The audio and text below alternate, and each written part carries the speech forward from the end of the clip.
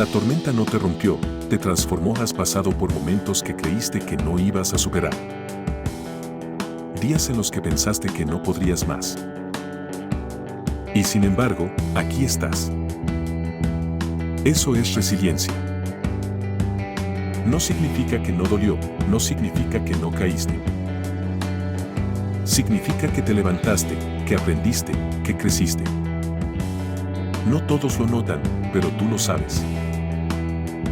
La tormenta no te rompió, te transformó. Sigue adelante, más fuerte que nunca. Tu poder interno es real y recién estás comenzando. Síguenos si alguna vez te levantaste cuando todo parecía perdido.